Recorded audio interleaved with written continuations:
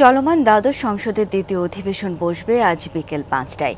রাষ্ট্রপতি মোহাম্মদ শাহাবুদ্দিন সাংবিধানিক ক্ষমতা বলে গত ১৫ এপ্রিল এই অধিবেশন আহ্বান করেন।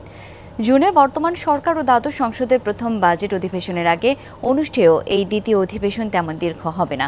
অধিবেশন শুরুর আগে সংসদ ভবনে সংসদের কার্য উপদেষ্টা কমিটির বৈঠক হবে। বর্তমান সংসদের কার্য উপদেষ্টা কমিটির এটাই হবে প্রথম বৈঠক। আসন্ন অধিবেশনের মেয়াদ নির্ধারণ ছাড়াও আলোচ্য সূচি ও কার্য বিবরণী নিয়ে আলোচনা হবে। অধিবেশনের শুরুতে স্পিকার ডক্টর শিরিন শারমিন চৌধুরী সভাপতি মণ্ডলী মনোনয়ন দেবেন। এরপর শোক প্রস্তাব উত্থাপিত হবে। ঝিনাইদহ ১ আসনের আওয়ামী লীগ দলীয় সংসদ সদস্য আব্দুল হাই মৃত্যুবরণ করায় রেওয়াজ অনুযায়ী হবে শোক প্রস্তাবের উপর আলোচনা।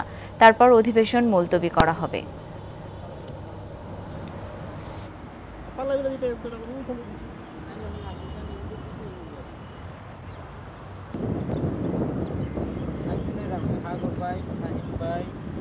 তারপরে আরো কে কে যাবে, ও আরেকটা রুট দিয়ে যাবে, ওই জায়গা বলে দেয়।